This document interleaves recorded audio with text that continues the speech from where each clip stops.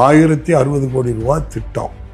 இந்த 6 வட்டங்களும் நம்முடைய மாண்புமிகு இன்றைய முதல்வர் அவர்களுடைய முயற்சியால் இன்னைக்கு செழிப்பாக இருக்கக்கூடிய வாய்ப்பை பெற்றிருக்குன்னா அந்த விவசாய மக்கள், பொதுமக்கள் எல்லாருமே எங்கள் பகுதிக்கு தண்ணி வந்துட்டு தண்ணியை தந்த முதல்வருக்கு நன்றியோடு இருக்காங்க.